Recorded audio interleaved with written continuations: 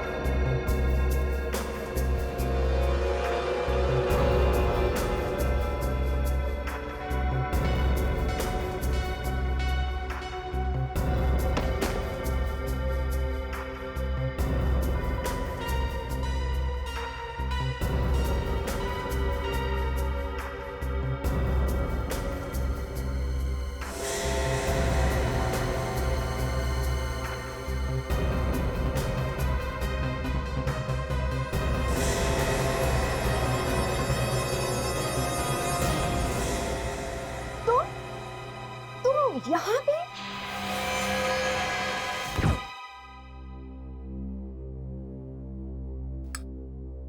Wow Abhijit, कितना अच्छा खाना बनाया आपने।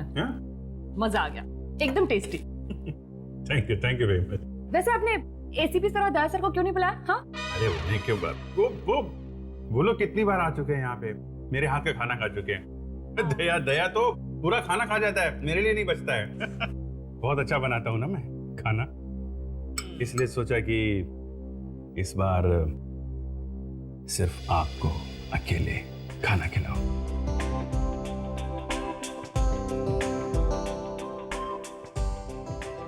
मगर एटलीस्ट सालू के सर को तो बुला लेते। कबाब में हड्डी, किसका नाम ले लिया आपने? क्या कहा आपने? नहीं मतलब सारुंके साहब का टेस्ट अलग है, पता नहीं कैसा खाना खाते हैं वो। मेरे हाथ का खाना उन्हें अच्छा नहीं लगता, इसलिए बुलाता नहीं उन्हें मैं यहाँ। अरे ऐसी भी क्या बात कर रहे? अभी इतना अच्छा खाना किसे पसंद नहीं आएगा? हाँ वही तो। वैसे एक बात बोलूं,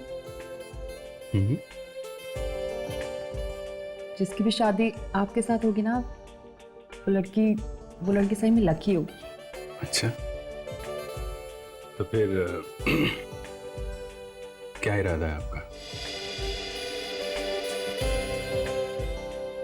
हाँ? नहीं मतलब एक अच्छा सा रेस्टोरेंट खोलने के बारे में क्या इरादा है आपका? रेस्टोरेंट?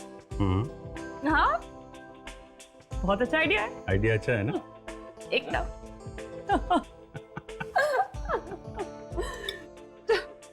चलो मैं खाना हो गया, मैं प्लेट रख देती हूँ किचन में। नहीं रहने दो, सुबह भाई आएगी रख देगी। नहीं एटलीस्ट ये बचा हुआ खाना तो रख दूँ 10। नहीं आप मत रखिए, मैं रख देता हूँ। It's okay Abhijeet, no formalities. लाइए। नहीं आप हमारी मेहमान हैं, आप नहीं, मुझे दीजिए, मैं रखता हूँ। अभिजीत, अरे नहीं, आप छोड़िए, मैं करता हूँ। अभिजीत, नहीं आप छोड़िए, आप अभिजीत कम ऑन। छोड़िए आप। नहीं मतलब ये, अरे यही रख दो, बाहर रख दो। मैं रख दूंगा ना। अरे हाँ अरे बाबा, उसको मत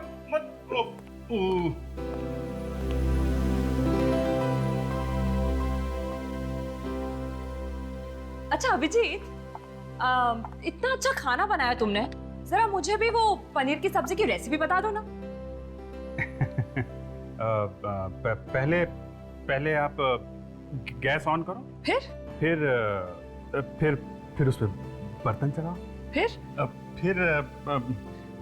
फिर वो जो वो होता है ना, वो उसको थोड़ा अपना। हाँ अच्छा वो ये क्या ये? हाँ ये ये तो होटल का डिब्बा है। वही वही मैं कह रहा था कि फिर आप फोन निकालो, होटल में फोन डायल करो, होटल से खाना मंगाओ, गैस में गर्म करो और वेरी स्मार्ट। हाँ, तो क्या है ना, अभी खाना बनाना आता नहीं है, शादी के बाद सीख जाऊंगा। अब हेलो, खून हो क्या? कहाँ पे?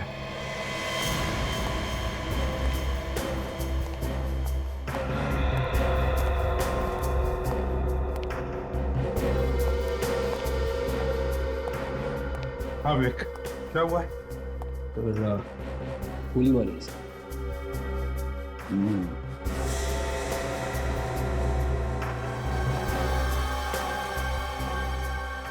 गन पाउडर दे रहे हैं, इसका मतलब है गोली एकदम नजदीक से मारी है। वैसे यहां पर जगह भी तो नहीं, गोली नजदीक से ही मारी है। अच्छा, गोली चलने की आवाज सुनी? पूछा तुमने किसी को? नहीं सर, किसी ने कोई आवाज नहीं सुनी। लड़की के बारे में कुछ पता चला? हाँ सर, बिल्डिंग वाले कह रहे कि इसका नाम रेखा था सर। इस फ्लैट में किराए पे रहती थी। अच्छा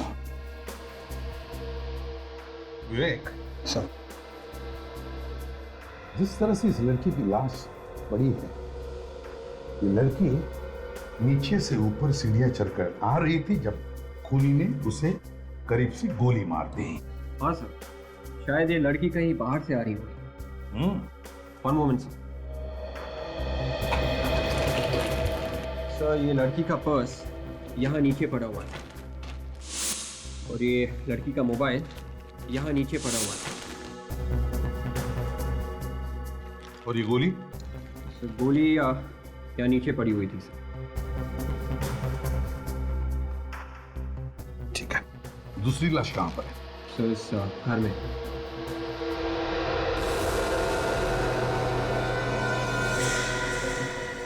आकर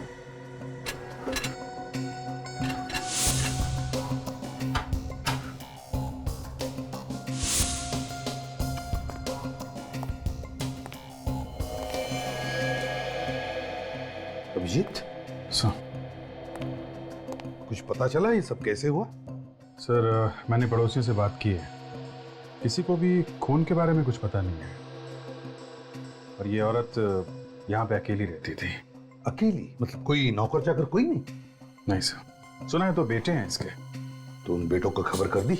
हाँ सर, फोन करवा दिया। वैसे ये औरत इस पूरी बिल्डिंग की मालकिन थी सर। अच्छा, मतलब ये औरत रईस थी? कहीं लुटेरों ने पैसों के लिए तो खून नहीं किया इसका? सर, जिस तरीके से ये सामान बिखरा पड़ा है, ये यहाँ पे डंडा पड़ा हुआ है सर, खून है। ऐसा लगता है कि लुटेरों का और इस औरत का काफी झगड़ा हुआ होगा, बाद में लुटेरों ने इसे गोली मार दी। हाँ, ये देखो। और फिर इस बेचारी औरत को मारने के बाद जैसे वो यहाँ से भागने लगे तो सामने सीढ़ियों पर से वो लड़की आ गई, बस उसे भी गोली मार दी। मगर एक बात अजीब है सर, यहाँ पे किसी ने भी गोली चलने की आवाज नहीं सुनी। हाँ वही तो। एक साइलेंसर तो नहीं लगा गन पर? सर, लुटेरों ने गन पे साइलेंसर? ये लुटेरे लोग तो गन अपने बचाव के लिए रखते हैं सर, जहां जरूरत पड़ी अचानक फायर कर दिया। साइलेंसर लगा के लूटने आए हैं, ये बात जरा अजब नहीं हो रही है सर? और तो यहाँ देखो, इस कमरे में बिल्कुल सब कुछ ठीक ठाक है, दरवाजा भी ठीक ठाक है। इसका एक ही मतलब है अभिजीत, कि जिसने भी इस औरत को मारा है वो सिर्फ लूटने के इरादे से नहीं आया था, इस औरत को मारने के इरादे से ही आया था। लूटना तो हमें गुमराह करने के लिए। और फिर खूनी को देखा कैसे नहीं किसी ने? एक काम करते हैं अभिजीत, दोनों लाशों को फोरेंसिक लैब भेजते हैं, तो बिल्डिंग में रहने वालों से पूछताछ करते हैं। तुम सभी इसी बिल्डिंग में रहते हो ना? है? और इस बिल्डिंग में दो खून हुए और किसी को कुछ पता भी नहीं चला। सर, किसी दूसरे के घर में क्या हो रहा है हमें कैसे पता सर? कम से कम गोली चलने की तो आवाज सुन लेते, या वो भी नहीं सुनी? नहीं सर, हमें गोली की आवाज सुनाई नहीं दी। और तुम वॉचमैन हो ना यहाँ के? है? तो फिर इस बिल्डिंग में कौन आता है कौन जाता है, इस पर नजर रखने का काम तुम्हारा है ना? नहीं सर, मुझे कुछ नहीं मालूम सर। ये बताओ कि बिल्डिंग की मालकिन कितने बजे आई थी? मालकिन 2 बजे के करीब बाजार से आई थी। हर बुधवार और शनिवार को बाजार जाती थी। तुम हरीश हो ना? तुमने रेखा की लाश देखी पहले? जी सर। कितने बजे देखी? 2:25 सर, जब मैं घर से निकला बाहर जाने के लिए तो रेखा की लाश सीढ़ियों पे पड़ी हुई थी सर। तुमने वहां से किसी को भागते हुए वगैरह देखा? नहीं सर। वैसे तुम रेखा के घर के ठीक बाजू वाला फ्लैट मेरा है सर। और गोली चलने की आवाज तुमने भी नहीं सुनी? नहीं सर। कहीं तुमने तो कुछ गड़बड़ नहीं किया? नहीं सर, ये क्या कह रहे हैं सर आप? मैंने तो जैसे ही लाश को देखा शोर मचा दिया था सर। तभी सब ये पड़ोसी लोग इकट्ठा हो गए थे सर वहाँ। और बिल्डिंग की मालकिन के खून के बारे में कैसे पता चला आप लोगों को? सर बिल्डिंग के लोग सब जमा हो गए थे सर, लेकिन मालकिन ही घर के बाहर नहीं आए, इसलिए हमें शक हुआ सर। तब अंदर जाकर तुम लोगों ने देखा? हाँ? हाँ सर, अंदर बहुत सामान बिखरा पड़ा था, नोट भी बिखरे पड़े थे सर। लगता है पैसों की वजह से ही उनका खून हुआ होगा। सर हर महीने की 3 तारीख से 5 तारीख के बीच में उनके पास पैसे आते थे सर। बहुतों को उन्होंने ब्याज पे पैसे दिए थे। हो सकता है सर की जायदाद के लिए उनके बेटों ने ही अपनी माँ का खून कर दिया। ये बेटे कहाँ पे रहते? पता नहीं सर अभी कहाँ रहते हैं। पहले ये लोग एक साथ ही रहते थे, हमेशा झगड़ते रहते थे। एक दिन मालकिन ने उन लोगों को घर से निकाल दिया तो बहू बेटे के साथ कहीं चले गए। और ये रेखा क्या अकेली रहती थी या उसके साथ और भी कोई था? रेखा मैडम इसी बिल्डिंग में रहती थी, किराए पर, 6 महीने से। अच्छा, उसके परिवार वालों के बारे में कोई कुछ जानता है? सर रेखा मैडम रोज 5 बजे आती थी काम से, पता नहीं आज कैसे जल्दी आ गई। मुझे लगता है मौत खींचकर लेके आई थी उन्हें। आज जल्दी आ गई? कितने बजे? मालकिन के आने के 10-15 मिनट बाद आ गई थी। इस वक्त मैं खाना खाने गया था सर। सर ये बिल्डिंग की मालकिन यहाँ पे आई थी 2 बजे। बुढ़ी औरत सीढ़ियाँ वगैरह चढ़ के ऊपर गई होगी, ताला वाला खुला होगा, तो 4-5 मिनट चले गए होंगे। हाँ, फिर घर के अंदर जाकर सांस ली होगी, पानी पिया होगा और 5 मिनट गए होंगे। तो ऐसा लगता है कि बिल्डिंग की मालकिन 2:10 तक तो ठीक ठाक थी। और ये रेखा यहाँ पे आई थी 15 मिनट के बाद, मतलब 2:15 पे। और फिर हरीश कह रहा है कि उसने रेखा की लाश 2:25 पर देखी। इसका मतलब है अभिजीत कि जो कुछ भी हुआ है, मतलब ये दोनों खून 2:10 से लेकर 2:25 के बीच में हुए हैं। यस, इसका एक ही मतलब हो सकता है कि खूनी वहीं पर छुप के बैठा था मालकिन के घर के अंदर, है ना? लेकिन अंदर घुसा कैसे होगा घर में? चाबी कहां से लाई होगी उसने? कहीं डुप्लीकेट चाबी का इस्तेमाल तो नहीं हुआ है? हो सकता है, बिल्कुल हो सकता है। विक, बिल्डिंग को अच्छी तरह से छान मारो, देखो कुछ मिलता है क्या। और इस एरिया में जितने भी चाबी वाले हो सबके पास जाओ, पता लगाओ क्या इस बिल्डिंग में से किसी ने भी डुप्लीकेट चाबी बनवाई है क्या। Yes sir.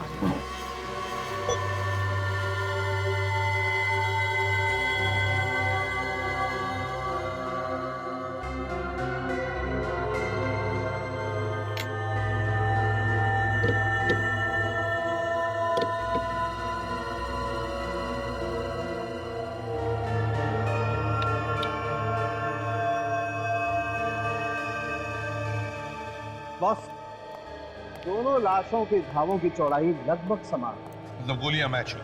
हाँ, मतलब ये दोनों खून एक ही गन से हुए हैं। बिल्कुल। तो साउंड के बता सकता है किस गन से खून हुए? भगवान हूं मैं। और नहीं तो क्या? अरे यार, मैं सिर्फ कैलिबर की बात बता सकता हूं। तेरा कैलिबर मुझे भी पता है साळुंखे।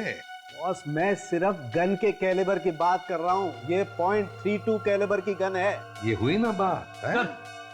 हाँ फ्रेडी, दोनों लोगों की उंगलियों के निशान जो हमें अलमारी पर से मिले, उनके बारे में पता चला किसके हैं? हाँ सर, एक तो इस बिल्डिंग के मालकिन का है सर। फ्रेडी, वो तो हमें पहले से ही पता है। दूसरा निशान किसका है वो बताओ। सर दूसरे के बारे में अभी तक पता नहीं चला सर। सर वो हमारे रिकॉर्ड्स में है ही नहीं। फ्रेडी, मुझे तो लगता है खूनी बिल्डिंग में रहने वालों में से ही कोई है। वो किसे सर? जिस प्लानिंग से ये खून हुए, लगता है खूनी बिल्डिंग की मालकिन को अच्छी तरह से जानता था। वो घर से कब बाहर जाती है, कब वापस आती है, सब कुछ। और कल जब ये मालकिन घर से बाहर गई, खूनी उसके घर में जाकर के चुप बैठा और जैसे ही ये वापस आई उसे उड़ा दिया। हाँ सर, खूनी किसी आसपास के ही फ्लैट में रहता होगा सर, और खून करने के बाद झट से अपने फ्लैट में जाके छुप गया होगा। हाँ, जैसे हलचल मची खून होने के बाद वो लोगों में शामिल हो गया और निकल गया। तो जहाँ पे खून हुए थे उस बिल्डिंग की छत पे ये जला हुआ कपड़ा मिला था। किसी ने कपड़े जलाने की कोशिश की थी वहां पे। सर, खूनी अगर उसी बिल्डिंग में रहता है तो उसे अपने कपड़े टेरेस पे जलाने की क्या जरूरत थी? खुद के फ्लैट में जला था सर। खूनी ने शायद सोचा होगा कि अगर वो एक कपड़ा अपने फ्लैट में जलाता तो धुआं हो जाता और फिर पड़ोसियों को शक हो जाता, इसलिए उसने ये कपड़ा टेरेस पर जला दिया। काम करो, बिल्डिंग में जितने भी लोग हैं सबके उंगलियों के निशान ले लो, सबके।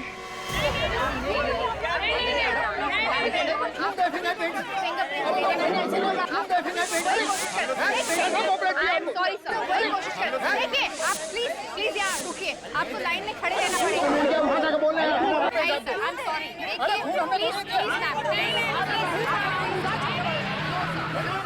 अरे चलो यार,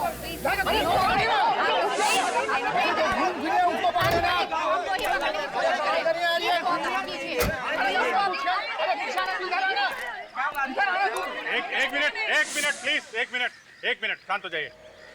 तो ये लोग उंगलियों के निशान देने से मना कर रहे हैं। क्या बात है, आप लोग अपने फिंगरप्रिंट्स क्यों नहीं दे रहे? लेकिन जब हम लोगों ने खून किया ही नहीं है तो क्यों दे अपनी उंगलियों के निशान? आप लोग बेवजह क्यों परेशान कर रहे हैं हमें? हम लोग आपको परेशान कर रहे हैं? हाँ। हम जो कुछ भी कर रहे हैं आप लोगों के लिए कर रहे हैं, आपकी हिफाजत के लिए कर रहे हैं। हम सिर्फ ये चाहते हैं कि गुनहगार को सजा मिले, कोई बेगुनाह ना फंस जाए बीच में। और अगर आप लोगों ने कुछ किया नहीं है तो क्यों परेशान है आप लोग? क्यों डर रहे हैं, हैं? आप हम पे इल्जाम लगा रहे हैं, सीआईडी पे इल्जाम लगा रहे हैं। अरे सीआईडी कोई जादूगर थोड़ी ना है, चुटकी बजाए और खूनी सामने आ गया। केस सॉल्व करने के लिए हमें आपकी मदद चाहिए। दिन रात अपनी जान की बाजी लगा के आप लोगों के लिए काम करते हैं हम लोग। सुबह जब घर से निकलते हैं तो मालूम नहीं रहता है शाम को वापस घर आएंगे कि नहीं, और आपको परेशानी हो रही है। ठीक है, मत दीजिए फिंगरप्रिंट्स, नहीं चाहिए, नहीं चाहिए। लेकिन याद रखना, कल आपके साथ ऐसा होता है, आपके घर में कोई खून होता है और दूसरा कोई आपकी मदद के लिए सामने नहीं आता है, तो आप लोग हमारे पास मत आना। चलो काजल। सर, मैं तैयार हूँ। मैं तैयार हूँ सर।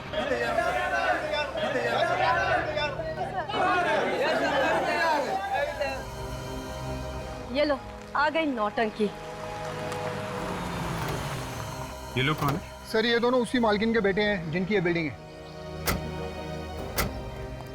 एक मिनट, आप लोग अंदर नहीं जा सकते। हमें अपनी माँ को देखना है, प्लीज हमें जाने दीजिए। देखिए, अगर आपको माँ को देखना है तो आप लोगों को फॉरेंसिक लैब जाना पड़ेगा।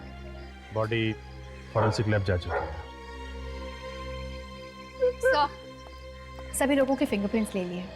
Very good. एक काम करो, इन लोगों को भी फॉरेंसिक लैब भेज दो।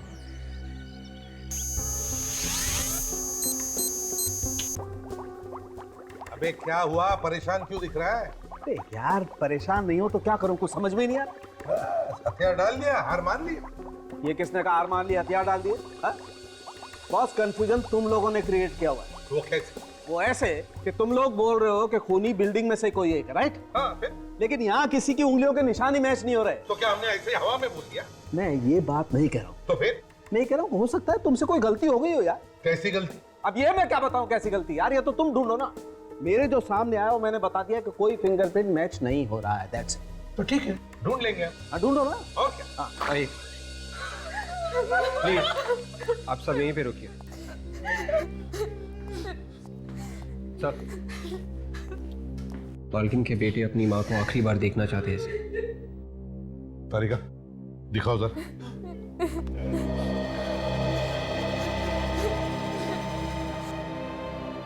आइए।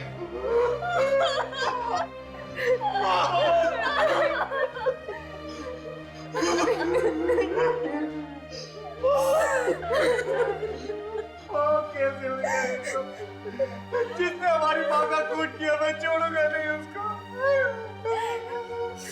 आप लोग कहाँ थे जब ये हुआ? सर, हम सब गोवा में थे। गोवा में? क्यों, किस लिए गए थे गोवा? छुट्टियां मनाने गए थे। सच बोल रहे हो? सर हम सच बोल रहे हैं, हम झूठ क्यों बोलेंगे? हमें जैसे ही पता चला हम फौरन वापस आ गए। सर आप रेडी? 1 minute sir.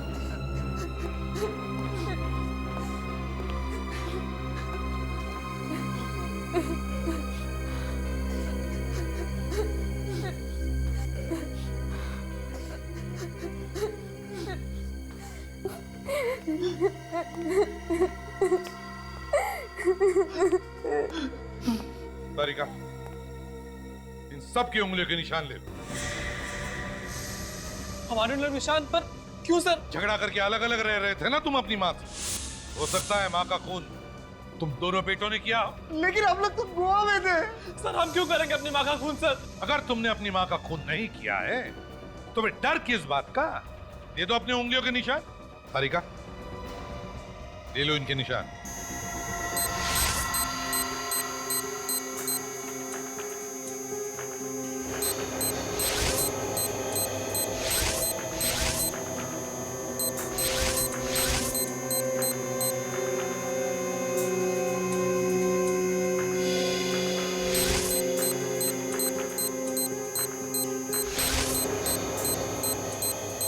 प्लीज।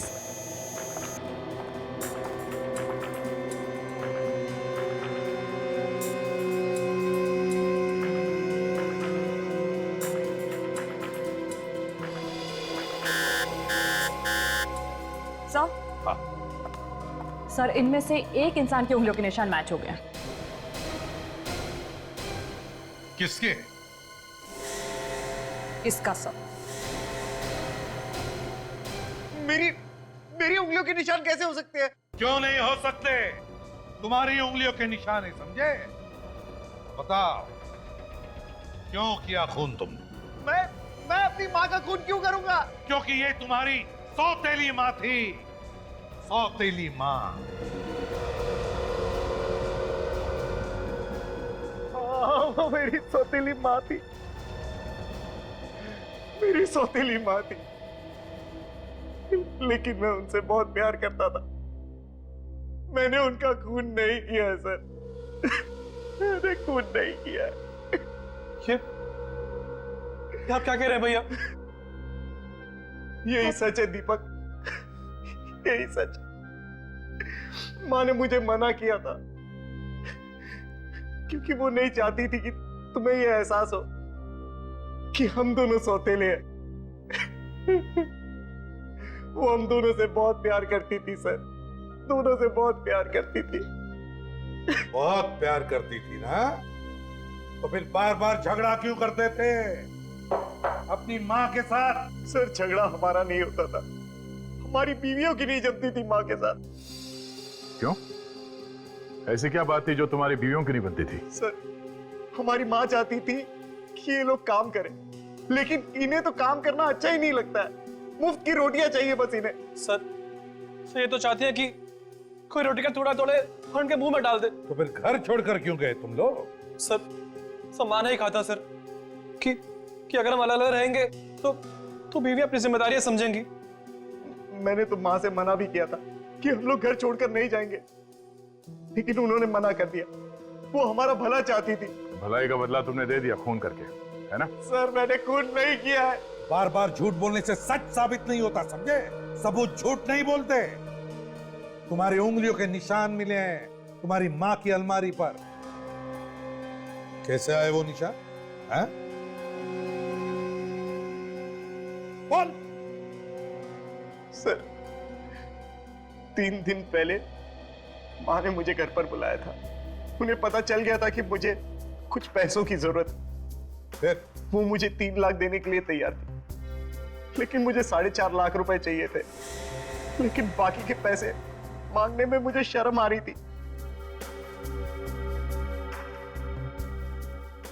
तो मैंने नाटक किया। कैसा नाटक? जैसे ही माँ कमरे में पैसे लेने के लिए गई, मैं भी उनके पीछे पीछे कमरे में चला गया और कमरे में जाते ही तबीयत खराब होने का नाटक करने लगा। माँ बाहर गई पानी लाने के लिए, तभी मैंने अलमारी में से पैसे चुरा लिए। शायद उसी वक्त मेरी उंगलियों के निशान आ गए होंगे। वाह रे वाह, दया देखा इस सत्यवादी को? ये माँ से पैसे भी मांगता है, ऊपर से माँ के पैसे भी चुराता है, और फिर कहता है कि पैसे मांगने में शर्म आती है। तो फिर सत्यवादी जी बताइए, फिर क्या किया तुमने? सर अगले ही दिन हम लोग गोवा चले गए। उसके बाद क्या हुआ हमें पता नहीं। ये हमें मालूम है क्या हुआ। ये कल 3-4 घंटे तुम गोवा में नहीं थे तुम गोवा में, बल्कि यहां थे मुंबई में। फ्लाइट से आए थे तुम, अपनी मां का खून किया और वापस चले गए गोवा। नहीं सर, मैं गोवा से मुंबई आया था, लेकिन मेरे पार्टनर के कहने पर उसे मुझसे कुछ इंपॉर्टेंट पेपर्स पर साइन कराने थे। यही सच्चाई है सर।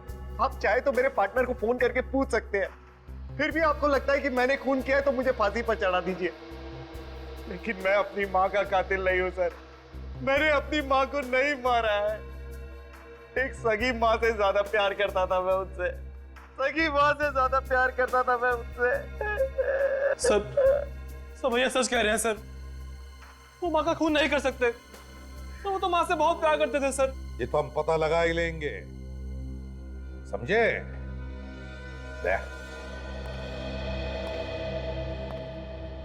पता नहीं क्यों ऐसे लग रहा है कि कुछ छूट रहा है हमारे हाथों से। इस केस में कुछ तो छूट रहा है। फिर से शुरू से देखना पड़ेगा। तब तक इसे कस्टडी में रखो।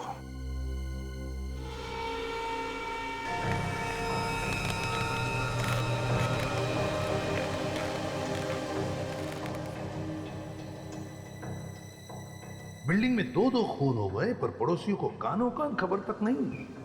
क्यों? कैसे? खून किया किसने होगा? शायद ये लड़की कहीं बाहर से आ रही होगी। वैसे ये औरत इस पूरी बिल्डिंग की मालकिन थी सर। सर ये लड़की का पर्स यहाँ नीचे पड़ा हुआ है, और ये लड़की का मोबाइल यहाँ नीचे पड़ा हुआ है।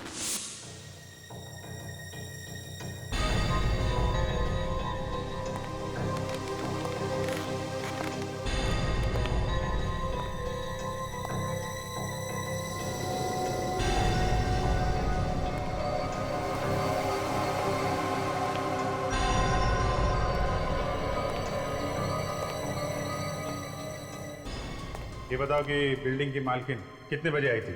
मालकिन 2 बजे के करीब बाजार से आई थी सर। रेखा मैडम रोज 5 बजे आती थी काम से। पता नहीं आज कैसे जल्दी आ गई। हर महीने की 3 तारीख से 5 तारीख के बीच में उनके पास पैसे आते थे सर। हो सकता है कि जायदाद की वजह से उनके बेटों ने ही अपनी माँ का खून कर दिया हो सर। लेकिन मैं अपनी माँ का कातिल नहीं हूँ सर। मैंने अपनी माँ को नहीं मारा है। एक सगी माँ से ज्यादा प्यार करता था मैं उससे। अगर ये खून बेटों ने नहीं किया है, तो फिर खून किसने किया होगा?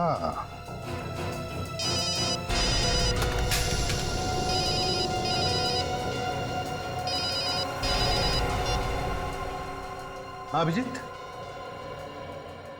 अच्छा हाँ ठीक है, मैं तुम्हें बाद में फोन करता हूं।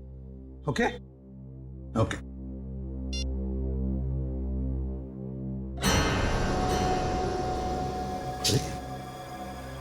फोन नीचे गिर के भी टूटा क्यों नहीं?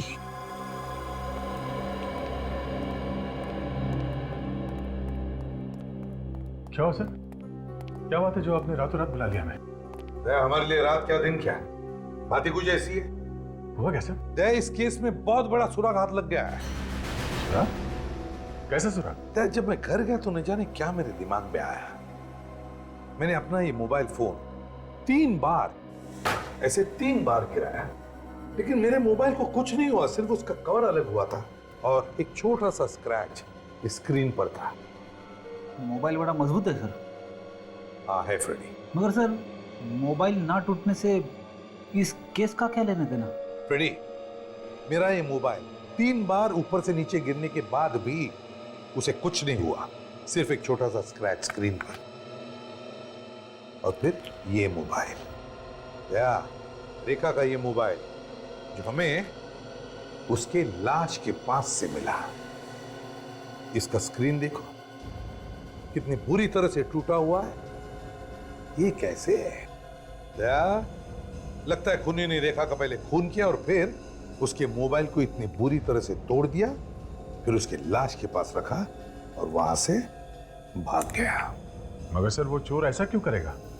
वो तो गोली मार के सीधे भाग जाएगा वहां से। वही तो दया, ये खून चोरी की वजह से नहीं हुए, खून की वजह से चोरी हुई है। खून की वजह से चोरी? वो कैसे सर? फ्रेडी खूनी रेखा को मारने के लिए आया था, लेकिन उसने पहले बिल्डिंग के मालकिन के घर में चोरी की और मालकिन का खून कर दिया, और फिर उसके घर से बाहर निकलने के बाद उसने रेखा को भी मार दिया। क्यों? हमें यह दिखाने के लिए कि ये दोनों भी खून उसने चोरी की वजह से किए। हमें गुमराह कर रहा था वो। तो रेखा का मोबाइल? गलती की फ्रेडी, खूनी ने बहुत बड़ी गलती की, रेखा का फोन तोड़कर बहुत बड़ी गलती की। मोबाइल कंपनी में जाओ और पता लगा रेखा ने किस किस को फोन किए थे और उसे कहां कहां से फोन आए थे, और उसके ऑफिस में भी जाकर पता लगा कि रेखा कहां कहां जाती थी, किस किस से मिलती थी और वो कहां की रहने वाली थी।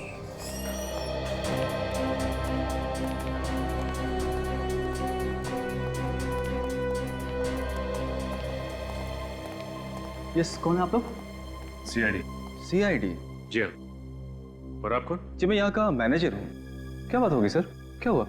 आपके यहाँ जो रेखा नाम की लड़की काम करती थी जी, अब वो इस दुनिया में नहीं रही। उसका किसी ने खून कर दिया। क्या? रेखा का खून हो गया? किसने किया रेखा का खून? अब खूनी को ढूंढ रहे हैं, इसलिए यहाँ पे आए।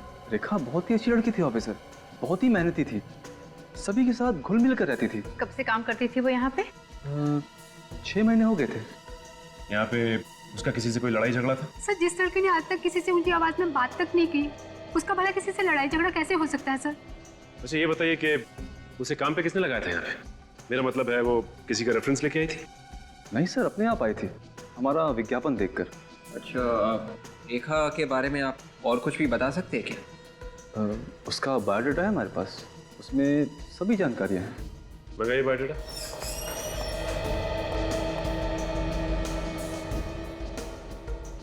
बायोडेटा में लिखा है कि 4 साल से रेखा मुंबई में काम कर रही थी और बीच में उसने नौकरी भी छोड़ी थी। और ये देखो, 2005 से 2009 तक उसने इस कंपनी में काम किया, और उसके बाद 2009 से 2011 फरवरी तक कोई भी काम नहीं किया। आपने उससे पूछा नहीं कि इन 2 सालों में उसने क्या किया? पूछा था सर। 2009 में एप्टीट्यूड कंपनी का जॉब छोड़ने के बाद वो अपने गांव चली गई थी। 6 महीने पहले ही वो वापस इधर आई है और हमारे यहाँ जॉब कर रही है। गाँव का है उनका? जी, गांव के बारे में उसने कभी कुछ नहीं बताया। अच्छा ये बताइए कि उससे मिलने जुलने कोई आता था यहाँ पे? सर, जब से उसने ऑफिस ज्वाइन किया है आज तक हमने तो नहीं देखा उससे कोई मिलने आया हो। सर, एक बार मैंने उसे देखा था किसी आदमी से बात करते हुए ऑफिस के बाहर। अच्छा, कौन था वो? मालूम नहीं सर, दूर से देखा था इसलिए चेहरा देख नहीं पाई। ये कब की बात है? सर, 3-4 महीने हो गए हैं। अच्छा, और कुछ याद है आपको? सर, ऐसा लग रहा था जैसे वो आदमी रेखा की खुशामद कर रहा हो। उसके बाद उसको मैंने कभी नहीं देखा। एक बार मैंने रेखा से पूछा था, लेकिन उसने इसके बारे में मुझे कभी कुछ नहीं बताया। कौन हो सकता है आदमी? 2 और 2:25 के बीच में रेखा और उस बिल्डिंग की मालकिन का खून हो गया। हाँ सर। और फिर 2 बजे 2:15 पर और 2:20 पे एक ही नंबर से रेखा को 3 बार फोन आए। हाँ सर, और मरने से 1 दिन पहले इसी नंबर से किसी ने फोन किया था सर, रात को करीब 11:45 को। पूरे 2 मिनट तक बात की थी। रात को? हाँ सर। जब रात को कोई फोन करता है और इतनी देर तक बात करता है, इसका मतलब है कि वो आदमी कोई जान पहचान वाला ही आदमी हो सकता है। और सर मरने से पहले ये जो 3 फोन कॉल्स आए थे, हाँ, उसमें पहला कॉल 40 सेकंड, दूसरा 37 सेकंड और तीसरे कॉल में 25 सेकंड तक बात की थी फोन करने वाले ने सर। तो कहीं ऐसा तो नहीं कि ये जो भी कोई है ये पता लगाने की कोशिश कर रहा था कि उस वक्त रेखा कहां तक पहुंची है? हाँ सर, लगता तो कुछ ऐसे ही है ना? एक काम कर दो, इस नंबर पे फोन करके देखो, पता तो चले ये किसका नंबर है। सर मैंने इस नंबर पे फोन किया मगर फोन बंद है सर। अच्छा,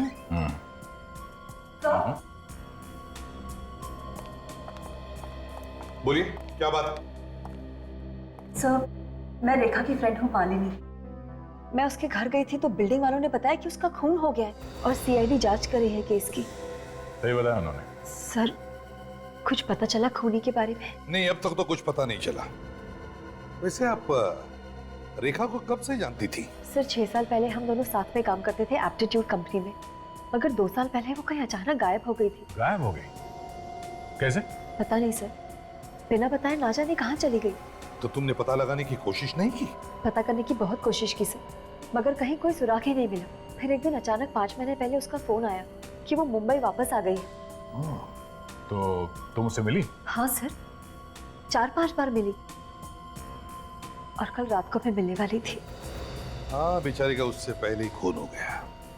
मैंने कई बार उसका फोन भी ट्राई किया, मगर उसका फोन स्विच ऑफ आ रहा था सर। हम लोग फिल्म देखने जाने वाले थे, मगर उसका कोई फोन ही नहीं आया। वैसे तुम्हारी दोस्त रेखा का किसी से प्यार व्यार का चक्कर था क्या? इसके बारे में तो कभी कुछ बताया नहीं उसने। अच्छा, ये एप्टीट्यूड कंपनी कहाँ है? ये कंपनी तो 1.5 साल पहले बंद हो चुकी है। उसने कभी बताया कि 2 साल पहले वो अचानक कहाँ गायब हो गई थी? क्या तुमने पूछा उससे? मैंने पूछने की कई बार कोशिश की, मगर उसने इसके बारे में कभी कुछ भी नहीं बताया मुझे। चलो कोई बात नहीं। वैसे थैंक यू वेरी मच। आपके आने से हमें रेखा के बारे में बहुत कुछ पता चला।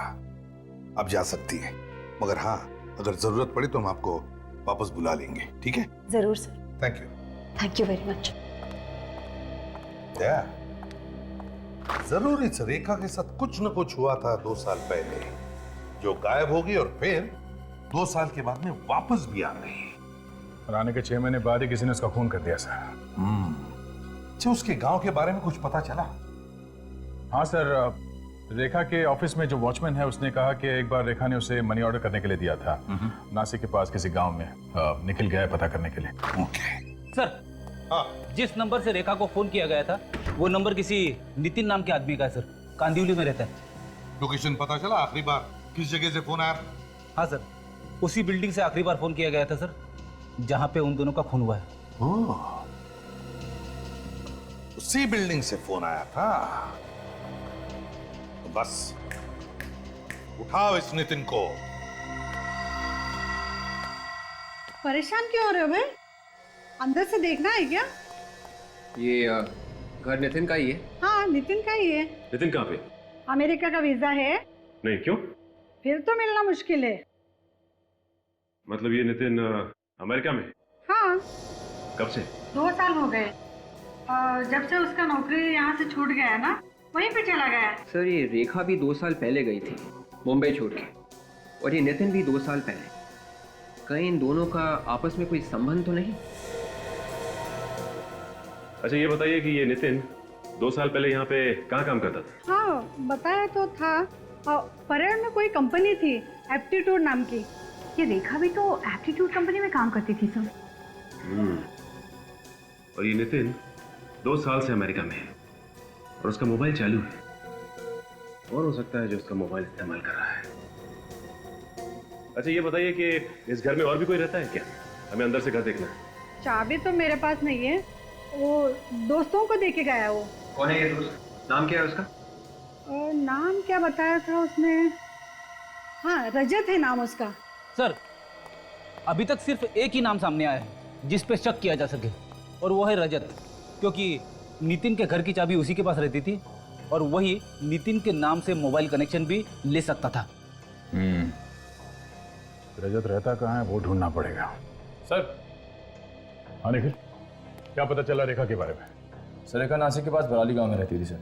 अच्छा, और गांव से कुछ पता चला उसके बारे में? हाँ सर, वो शादीशुदा थी और अपनी माँ के साथ रहती थी गांव में। क्या रेखा शादीशुदा थी? हाँ सर, उसका 1.25 साल का एक बेटा भी है। बेटा भी है? ओह, इसका मतलब है यहाँ से काम छोड़ने के बाद वो मुंबई से गांव चली गई और वहाँ पे उसने शादी कर ली। नहीं सर, उसकी शादी यहीं पे हुई थी मुंबई में। उसके पति ने उसको धोखा दे दिया था, इसलिए 2 साल पहले वो मुंबई छोड़ के नासिक चली गई थी। क्या कैसे धोखा किया? सर, वो पहले से शादीशुदा था। अच्छा, इस रेखा के पति का नाम क्या है? सर, रजत। रजत? नितिन के दोस्त का नाम भी रजत है? कहीं नितिन का दोस्त और रेखा का पति रजत एक ही आदमी तो नहीं है? हो सकता है सर। हाँ, इस रजत को अभी तक तो पता चल ही गया होगा कि रेखा की मौत हो गई है, तो अभी तक वो सामने आया क्यों नहीं? सर, उसी ने खून किया होगा रेखा का, फिर सामने कैसे आएगा? अच्छा, रेखा के गांव से पता चला ये रजत मुंबई में कहाँ रहता है? 2 साल पहले बोरीवली की आईसी कॉलोनी में रहता था वो। IC colony? चलो चल के देखते हैं कि रजत अभी भी वहीं पे रहता है या नहीं।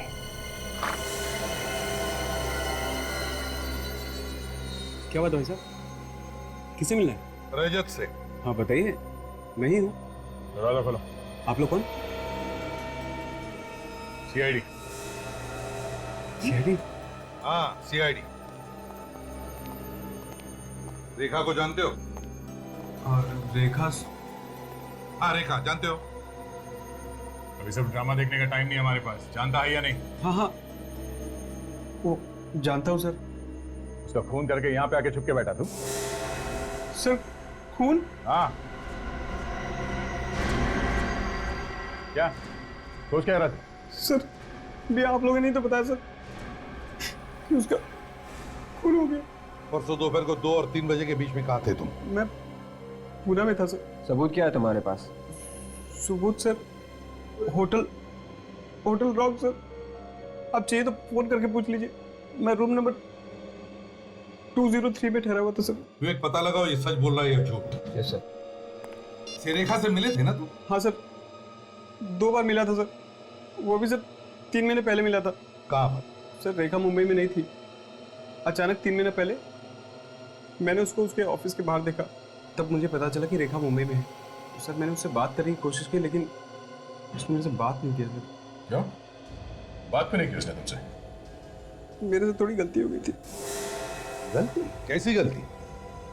सर मैं और रेखा एक ही ऑफिस में काम करते थे और मैं सर उससे प्यार कर बैठा। तो इसमें गलती क्या?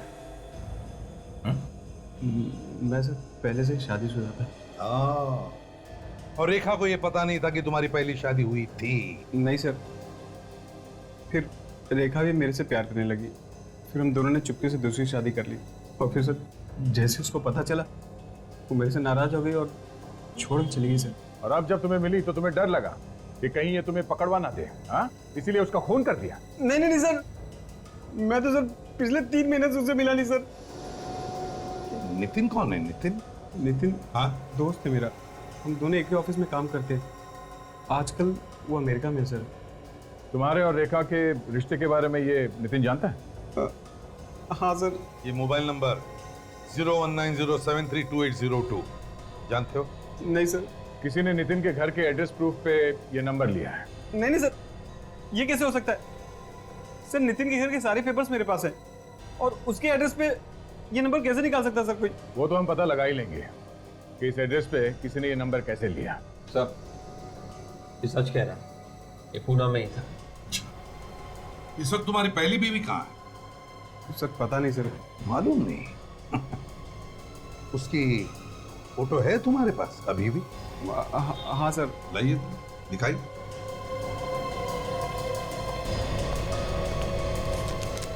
सर ये मेरी पहली बेबी। सर डाइवोर्स के बाद हम दोनों अलग रहने लगे थे। अच्छा, तो ये चक्कर है।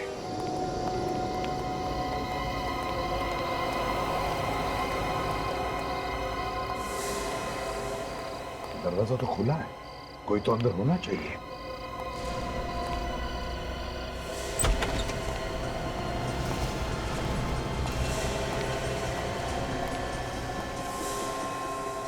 देख विवेक, तुम दोनों इस तरफ जाओ, काजल इस तरफ जाओ।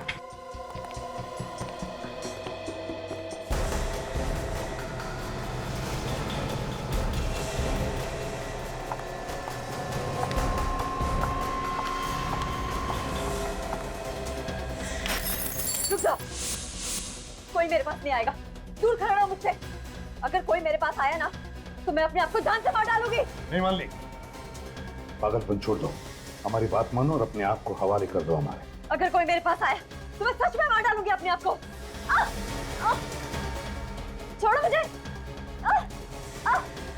तुमने मारा ना रेखा को? हाँ, मैंने ही मारा है रेखा को, मैंने ही खून किया है उसका। क्या बिगाड़ा था उसने तुम्हारा? उसने मेरी पूरी जिंदगी नर्क बना दी थी। क्यों? ऐसा क्या किया उसने? उसने मेरे पति को फंसा के उससे शादी कर ली और मुझे पता तक नहीं चला, और जब पता चला रजत मुझे छोड़ के चला गया। मैंने तो उसी दिन कसम खा ली थी कि मैं रेखा से बदला लेके रहूंगी। तुम रेखा को पहले से ही जानती थी? नहीं, मैंने उसकी फोटो देखी थी रजत के पर्स में। फिर तुम्हें ये कैसे पता चला कि रेखा मुंबई में? एक दिन अचानक मैंने उसे अपने ऑफिस के बाहर देखा। कुछ लोगों से पूछने के बाद पता चला कि वो मेरी पास वाली बिल्डिंग में ही काम करती है। मैंने धीरे धीरे उससे दोस्ती कर ली और उसके घर आना जाना शुरू कर दिया और उसके बारे में हर जानकारी हासिल कर ली। और फिर तुमने जाकर उसकी घर की मालकिन से भी दोस्ती कर ली? हाँ, मगर मुझे एक दिन बहुत गुस्सा आया रेखा। वो क्यों? एक दिन मैंने रेखा और रजत को मिलते हुए देखा। मुझे लगा वो दोनों फिर से एक हो जाएंगे। अगर रेखा ने रजत को अपने बेटे के बारे में बता दिया तो वो उसे फिर से अपना लेगा। यही सोच के मैं अंदर ही अंदर जलने लगी थी। ये कहानी तो हमने सुन ली। हाँ?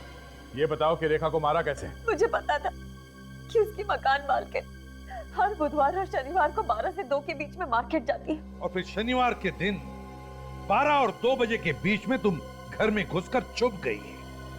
मगर तुम्हें उस घर में घुसने के लिए चाबी कहां से मिली? हाँ? मैंने उसके घर की डुप्लीकेट चाबी बनवाई थी और मौका पाके मैं उसके घर में जाके छुप गई। जैसे उसकी मकान मालकिन अंदर आई, मैंने उसे भी मार डाला। और रेखा को फोन करके तुमने घर बुला लिया? मैंने रेखा को पहले ही बोल दिया था कि आज हम फिल्म देखने जाएंगे, तुम आधे दिन की छुट्टी लेके आ जाओ, और वो तैयार भी हो गई। और फिर तुम हर 5 मिनट रेखा को फोन करने लगी, ये पता लगाने के लिए कि वो कहां पहुंची है। हाँ, और जब रेखा ने मुझे बताया कि वो बाहर सीढ़ियों पे पहुंच गई है, तो मैं बाहर निकली और मैंने सीढ़ियों पे ही रेखा को मार दिया और उसका फोन भी तोड़ दिया ताकि किसी को फोन के रिकॉर्ड ही ना मिले, और वहां से टेरेस पे भाग गई। और तुमने वहां पे अपनी जैकेट जला दी और फिर बी विंग से होकर नीचे उतर के भाग गई तुम? हाँ? हाँ। तुम्हारी बदले की आग में तुमने 2 लोगों के खून कर दिए। अगर ठंडे दिमाग से सोचती तो शायद आज ये नौबत नहीं आती। अब जेल में सड़ते रहना, फांसी का ऑर्डर आने तक।